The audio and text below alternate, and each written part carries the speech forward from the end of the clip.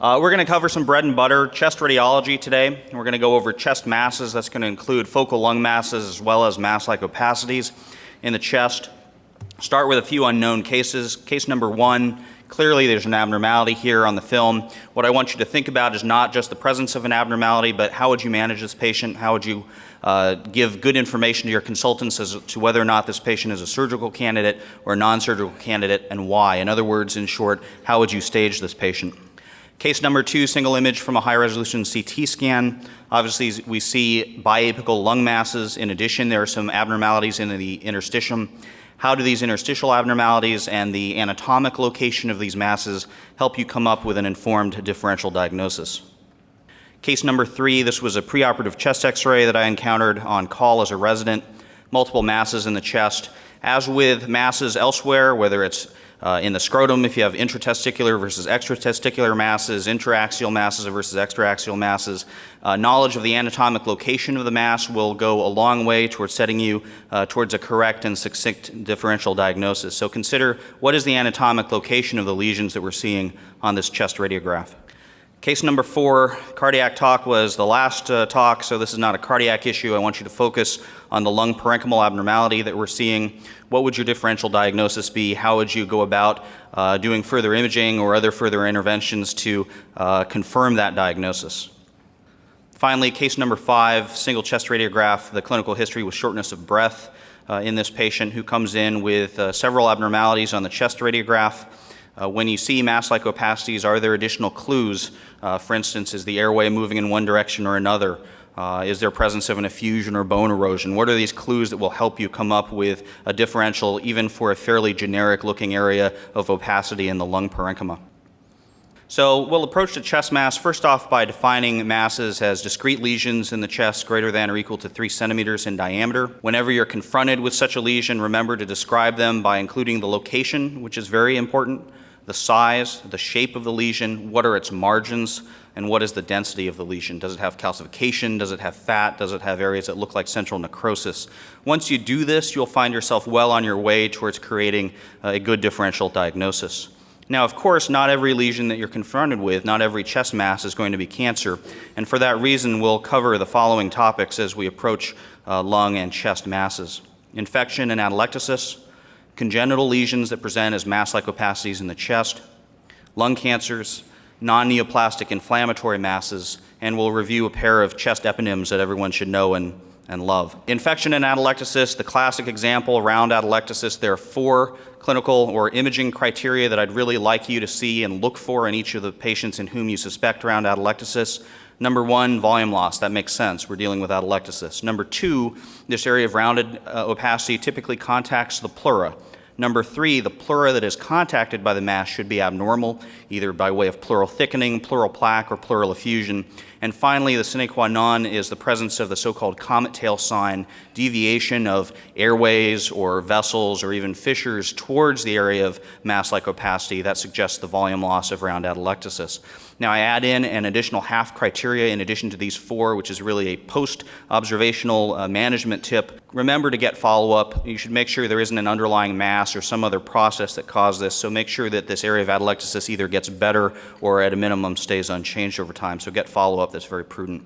Here are a couple of examples. Round atelectasis in the lingula. Again, we can see that there is an area of rounded mass-like opacity that's deviating the fissure.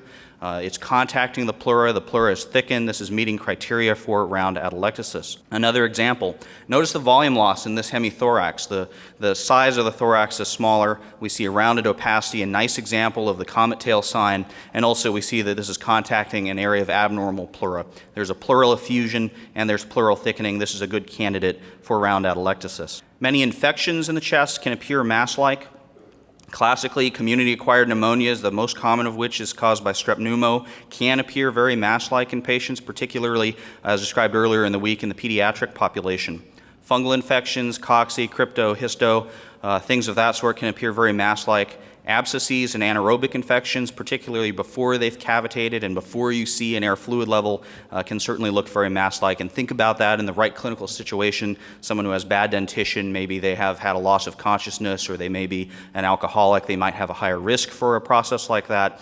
But when you see someone with a clinical feature of pneumonia and a mass-like opacity that you think is pneumonia, make sure you get or recommend clinical follow-up and radiographic follow-up. So don't be lulled into a false sense of security because they have a high fever and a cough and they're coughing up sputum. Make sure that there isn't an underlying mass, or help to ensure that by getting a follow-up film. That's very prudent. Here's an example, 3 CT images in the same patient at different points in time. Round pneumonia that looks for all the world like a peripheral lung cancer. They were brought in. You can see on the middle image that we have marker clips for a proposed biopsy. Lung cancers occasionally can get a little bit smaller. They can wax and wane sometimes, so it's prudent to get a follow-up. They did that, and we saw that this mass ultimately degenerated into an area of linear scarring on the 3rd image. Here's another patient presented with a clinical pneumonia, high fever, high white count, and we see this opacity in the left base. Certainly we think of the possibility of, well, maybe they have a mass from a malignancy.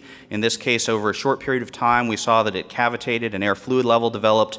This ended up being strep pneumonia, actually diagnosed by lavage. I'm going to move on now and cover some congenital lesions in the chest that can appear mass-like. At a few points in the syllabus, I've included some differentials, and just to highlight those, I've put a little box around them so you'll see those scattered through the syllabus today. Differential for congenital masses, the classic, the CCAM or CPAM, congenital pulmonary adenomatoid malformations. All the pediatricians know and love these. Congenital diaphragmatic hernias definitely can look very mass-like when you're confronted with these on a newborn chest x-ray. Pulmonary sequestrations, one of the classic things that pediatricians and chest radiologists love to consider in their differential considerations for lung masses. Bronchogenic cysts, we'll review briefly, and finally AV malformations or AV fistulae in the chest. So here's an example of a newborn film. Clearly there's no opacity at the left lung base. There's a fairly broad differential for what that opacity could be. But use other things like anatomic displacement of other structures such as the airway in this patient, the feeding tube, and the nasogastric tube and the heart to suggest that there is actually a mass there rather than just consolidation. From the same patient, we see a CT image postnatally and a prenatal sonogram. There's this very echogenic mass that we see on the sonogram. Notice how it's pushing the heart and the normal lung over to the contralateral half of the chest. So this is a CCAM found both prenatally and postnatally. The things that you need to remember for CCAMs is that this essentially is a hamartomatous area of abnormal lung development. Classically, there are 3 major types based on the morphology. There are the macrocystic type 1 and type 2 lesions, type 1 with cysts greater than 2 centimeters in diameter, type 2 with cysts that are macroscopically visible but less than 2 centimeters in diameter, and type 3, which pathologically under a microscope demonstrate innumerable cysts, but macroscopically in the gross specimen look like a solid lesion. These, importantly, can be associated with significant mass effect on the developing underlying fetal lung. So think about the possibility of pulmonary hypoplasia. That's going to be a major cause of post-term morbidity in these patients. And finally, remember that you can get adult patients who present with congenital lesions, often not mass-like, but rather areas of cystic hyperlucency in the lung, perhaps with a history of recurrent infection. Think about the possibility of an underlying CCAM or CPAM. A similar lesion, this first radiograph a little bit more subtle, second radiograph a little bit more clear. This is a patient with a large congenital diaphragmatic hernia. Sometimes you don't necessarily see nice loops of bowel well aerated within these, sometimes you do. The example on your right is outlined showing a loop of colon extending quite a bit into the chest and displacing the heart. Congenital diaphragmatic hernias allow viscera to herniate into the thorax. They are most commonly on the left, and frankly, all of these congenital type lesions are more common at the left base. But think about a posterior Bach-Deleck type hernia when we see a mass like this. They often will appear very solid at birth until the newborn has swallowed enough air to fill gas loops. So you have a differential sometimes that you have to provide when you see that basilar consolidation. As with the previously mentioned lesions, you may get severe pulmonary hypoplasia from large congenital diaphragmatic hernias. Here's such an example, a patient with extensive opacification of the right hemithorax, a few loops of bowel with air in them seen towards the apex. That's confirmed on the coronal image that was obtained actually for an evaluation of congenital heart disease. So remember also that there is often an association with other abnormalities of foregut development and cardiac development in these patients, and watch for that possibility, especially if they're dyspneic and cyanotic. Changing gears a little bit, a different type of congenital mass incidentally found in an adult patient. This round opacity at the right lung base has a fairly broad differential. This was a pulmonary sequestration, which is essentially abnormal lung parenchymal development. There are a few features that can help you think of sequestration as opposed to congenital cystic adenomatoid malformations. There are two main types of sequestrations, as you know. This is outlined on the next slide in your syllabus: intralobar and extralobar sequestrations. Both of these have an anomalous systemic arterial supply, and that's a very helpful feature that you should look for, whether on CT angiogram, MR, or even conventional angiography, that will help you to arrive at this diagnosis. Both of these lesions favor the left lung base, as I mentioned. The intralobar sequestrations typically have a systemic arterial supply from the thoracic aorta, whereas extralobar sequestrations very often have their arterial supply from the abdominal aorta. There are also differences in pulmonary venous drainage, with intralobar sequestrations draining to the pulmonary veins rather than to the systemic veins, as in extralobar sequestrations. So here's an example of an intralobar sequestration drainage, which isn't shown on these images, was to the pulmonary vein. This is to show the arterial supply from the thoracic aorta. As you see these images going a little bit lower down, we can see this vessel crossing anterior to the spine and ultimately joining with the thoracic aorta. So this is an intralobar pulmonary sequestration with thoracic aortic systemic arterial supply. All right, a classic finding on a chest X-ray. Certainly, we can see the abnormality on the frontal. The lateral film should really help you hone in your differential. A circumscribed, very round mass at the in the mediastinum at the carina. Think about a bronchogenic cyst. This has been covered before, so I'll go fairly quickly.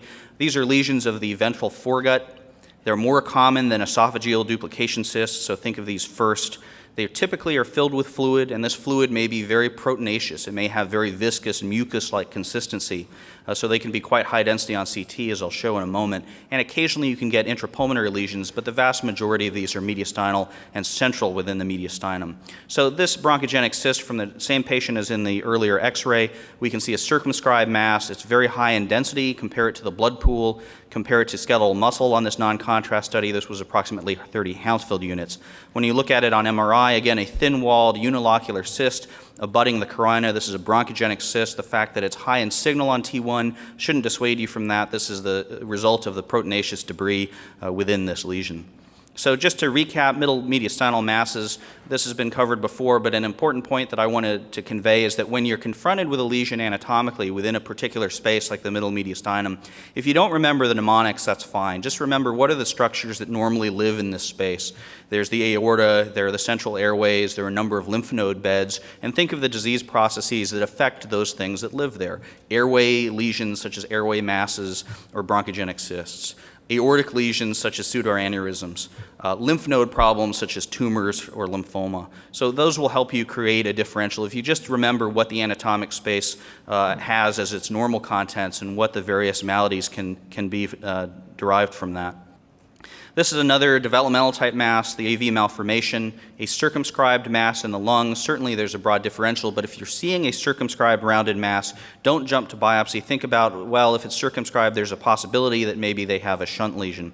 We can see the same patient here on this contrast-enhanced CT scan, serpiginous large feeding vessel, thin-walled, very large vascular AV malformation or AV fistula. AV malformation, AV fistula we essentially use interchangeably. This results from a failure of development of the pulmonary capillary bed. It's associated, as you know, with hereditary hemorrhagic telangiectasia or Osler-Weber-Rondeau. So if you can talk to the clinician and find out if they have other features of that disease, mucocutaneous lesions, for instance, that can be very helpful. The other thing to remember is that the hardest lesion to find is always the second one of the same process. That goes for AV malformations as it does for metastases in the brain. These can very often be multiple and bilateral, particularly in the setting of hereditary hemorrhagic telangiectasia. So when you see one of these, look for its small cousin somewhere else in the lung. There can be a significant shunting of blood from the right to the left circulation through these lesions. As you know, about 20% of the cardiac output is classically described as shunting through these lesions for every 1 centimeter in diameter of the feeding vessel. Because of this significant right to left shunt, you can get all the features associated with right to left shunts. Dyspnea, cyanosis, digital clubbing, but of course remember clinically the possibility of paradoxical embolization. So if you have a patient who presents with a loud murmur in the chest, heart failure, and a cerebral abscess, think about the possibility of an underlying AV malformation or AV fistula.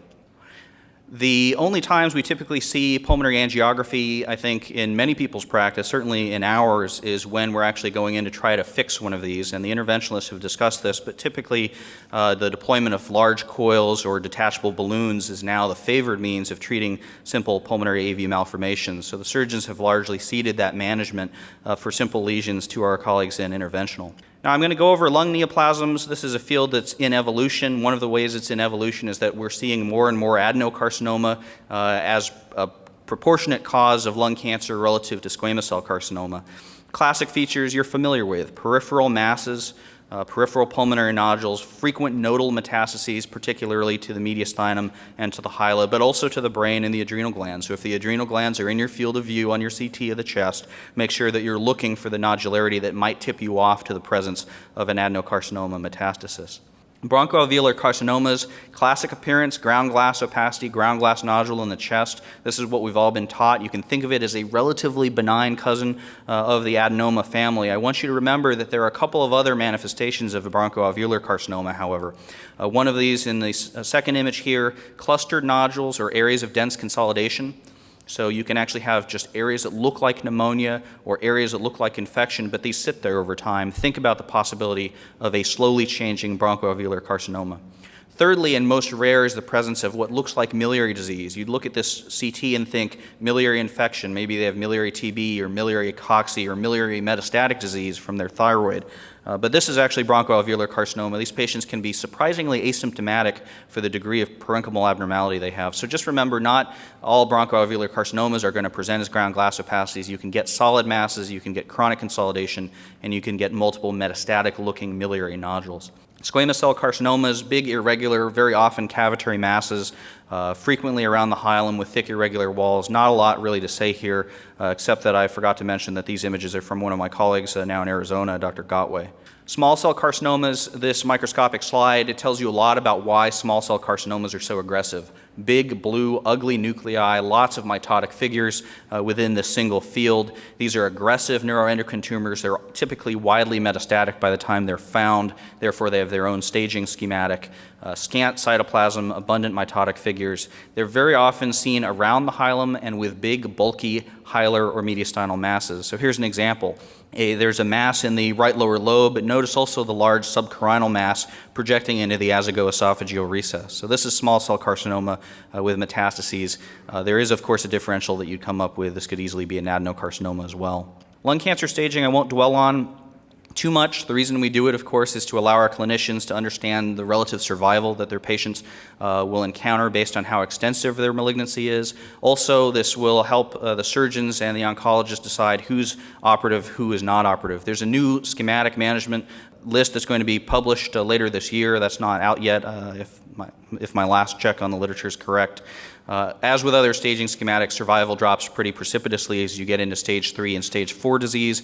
Remember, the typical differentials between stage 3A disease, which most people consider potentially operative, and stage 3B and stage 4, which most people consider non-operative, and we'll go over that a little bit here. This is just for your reference information. The important things on any fairly busy table of the TNM categorization is what is T4 disease, what is N3 disease, and metastases is essentially self-evident. T4 disease is essentially the criteria you need to put someone into a 3B or non-operative category. N3 disease, same, makes a patient non-operative. So we'll review what makes a lesion T4, N3 disease. Again, any T4, any N3 disease, and you should think of a person as non-operative. Those are the things I would personally remember as important key things to know when you're talking about staging. So here's some examples. T4 disease involves any part of the chest or spine that you cannot easily surgically resect. That's usually how I think about it, with two exceptions, which we'll cover at the bottom here. So invasion of the carina, invasion of the trachea, invasion into the mediastinum, the heart, the great vessels, such as the superior vena cava in this case, into the esophagus or into the spinal column. These are all locally advanced, aggressive T4 disease. This patient is not going to be a surgical candidate. Now, the things that are harder to remember is the presence of a malignant pleural effusion. You don't always have to see the seeding seeding of the the seeding of the pleural spaces with nodules to have malignant involvement. But if you see that, you can say with high degree of confidence this is not a patient who's considered appropriate for surgical resection because they have reached the level of 3B disease and staging.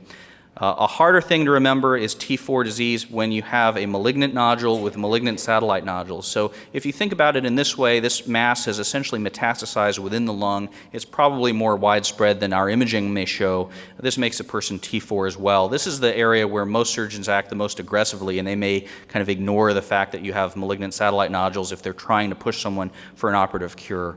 Lymph node staging, if you have a lesion in the left lung marked with a star, ipsilateral hilar nodes are going to be N1 nodes. Ipsilateral mediastinal nodes are N2. The important things are contralateral or extrathoracic nodes, which make you N3. So contralateral hilar nodes, contralateral mediastinal nodes, or supraclavicular nodes, for instance, those are all N3 disease. That makes a patient non-operative. I won't discuss the solitary pulmonary nodule in much length because that's outside the scope of the mass topic. Be familiar for your practice with the Fleischner criteria. That's something that's easy to Google, but essentially what that is allowing us to do is in a selected patient population to extend the interval in which we obtain follow-up so we're not constantly getting follow-up studies for little incidental pulmonary nodules. I would caution you, however, particularly those of you who might be sitting for exams, when in doubt, be conservative. If you're not sure, if there's some other feature about the patient that makes you uncomfortable, they have unknown weight loss, they have a lot of emphysema or severe smoking history, a conservative follow-up interval, most people would put that at 3 months for the initial follow-up, is really quite reasonable. However, if you have a nodule that has malignant features, large size, irregular margins, changing over time, don't get follow-up. Try to do something definitive today or next week so that you can actually diagnose a cancer sooner. So don't be lulled into thinking this 1.2 centimeter lesion could be a cancer. I'm going to get a 3-month follow-up. That's usually a threshold at which, well, this could be biopsied. Maybe this should be surgically excised or evaluated with a PET scan. Lung biopsy, I'll say 1 or 2 words about lung biopsies. This was the first one that I got to do when I was a fellow. The risk of percutaneous biopsy that you should know about: pneumothorax, somewhere in the 20% range. It varies a little bit depending on your patient population. Chest tubes, about half of those patients might need a chest tube. A pneumothorax or a chest tube should never be the reason why you refuse to do a lung biopsy, however. I consider that to be a sufficiently common abnormality that is part of the cost of doing business, and your patient should know what those risks are. Hemoptysis, pretty uncommon.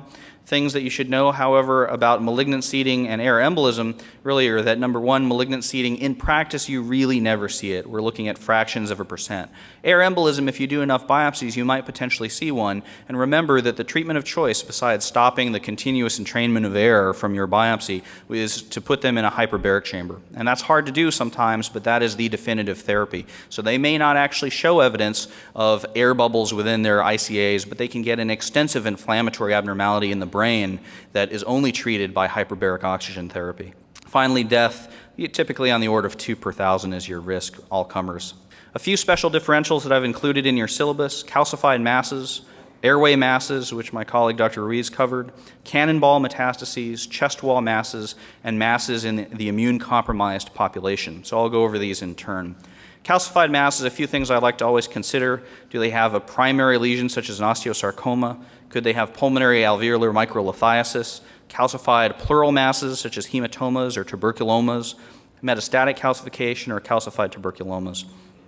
This is a patient, and we see that they have a central catheter, they're getting chemotherapy, they have multiple dense masses. When you look at their chest on CT, you can see the extensive calcification in these multiple irregular metastases within the chest. This is the primary lesion in the same patient. This was an osteosarcoma in the right knee. So osteosarcoma with calcific metastatic disease. Another patient with very dense lungs. It looks like I've windowed this poorly for the display, but this actually is a very bright pattern of opacification in the chest. On a CT scan, we can see the extensive calcification in the lung parenchyma. This is alveolar microlithiasis. Airway masses, just to cover the differential again, certainly reformats are helpful. Placing the location at the thoracic inlet in this patient, the surgeons certainly love those. The major differentials are metastatic disease, most common, direct invasion from adjacent masses such as esophageal cancer or lung cancer, and then a few other actors like adenoid cystics that you might throw in for style points if you're sitting for exams. Cannonball metastases, several large but few in number bulky masses in the chest. There's a differential that favors GI and GU origin lesions. So think about colon cancer, think about renal cell carcinoma, think also about the possibility of maybe an ovarian or testicular primary, particularly in younger patients, and rarely osteosarcomas. Typically you'll see some calcification with those. So cannonball metastatic disease, typically think kidneys and the gut. Lytic rib lesions, covered a bit earlier in the discussion on chest wall lesions. I use the old pink book mnemonic: FAME, fibrous dysplasia, aneurysmal bone cyst, metastatic disease, and myeloma and enchondroma. Obviously, the patient's age will affect your differential to some extent. In the right clinical setting, if they have hyperparathyroidism, for instance, I'll also throw in brown tumors. There are a few other rare lesions that I'll show you.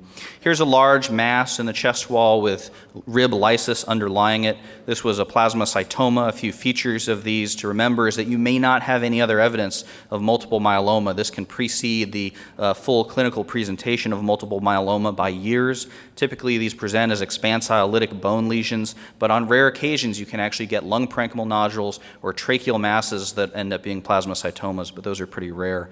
Another rare chest wall lesion, this is a rib hemangioma. The reason I have it here to make your eyes look at how this lesion emerges from the anterior rib. Notice that you can follow the rib contour, the cortex, up and around this mass, so that helps place this within the rib, within the chest wall, with a specific differential to follow from that.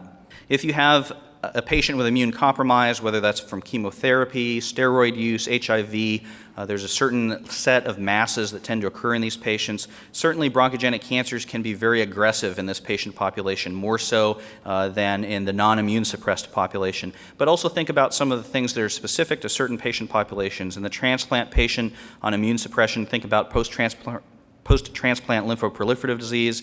If the patient has AIDS, think about the possibility of Kaposi's sarcoma. Here's an example: unilateral lung transplant patient. The transplanted lung is their right lung. You can see the emphysema in their hyperlucent left lung. We see a mass. This was biopsied and found to be post-transplant lymphoproliferative disease. This very often is managed by modulation of the degree of immune suppression, which is an important clinical feature. Pulmonary lymphoma, this was a mass that persisted over time in a 42-year-old gentleman with AIDS. This was easily could be another type of mass, a bronchoalveolar carcinoma, an adenocarcinoma, or even an infection. This was biopsied and was pulmonary lymphoma. Classic appearance of Kaposi sarcoma, typically a patient with a so-called flame-shaped nodule. Now, what does that really mean, a flame-shaped nodule? Usually, these are irregular and oblong nodules, often with kind of hazy margins. An important clinical correlate is that most patients with Kaposi sarcoma in the lungs have mucocutaneous disease that's evident to the clinician. So ask about that possibility when you have an AIDS patient with multiple masses of this sort. Inflammatory masses, a couple things to consider. The classic is Wegener's granulomatosis, a parenchymal mass, often with cavitation, maybe with disease in the sinuses, as in this patient. It's a systemic vasculitis. Their ANCAs are positive. Remember that in addition to nodules and masses, they may present with pulmonary alveolar hemorrhage. And look for sinus disease, look for renal disease. Sometimes patients have renal disease, and that's where you get your diagnosis. Sometimes they don't. So occasionally you do have to chase these nodules with a needle in the chest. Lipoid pneumonia, another inflammatory process, low-density consolidation. This leads me to a differential that I've included for chronic consolidation, which includes slow-changing infections like TB, lipoid pneumonia, BOOP or COP, eosinophilic pneumonia, sarcoid, silicosis, and bronchoalveolar carcinomas. Here's an example: sarcoidosis, upper lobe, mass.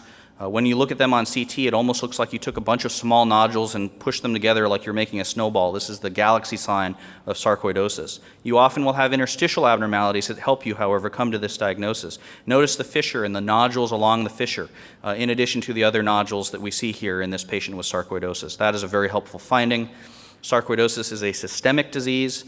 Classically, you get perilymphatic nodules with or without adenopathy. It favors the upper lobes. You can get the galaxy sign, and you may have mass-like fibrosis in the upper lobes, in which case the major differential consideration, besides did they have radiation therapy, is could they be a hard rock miner and have silicosis, and that's what this is. Progressive massive fibrosis in a patient with a long history of hard rock mining overseas. Two eponyms, just to wrap up here. The classics, both described in the radiology literature, Golden's S sign and the Pancoast tumor.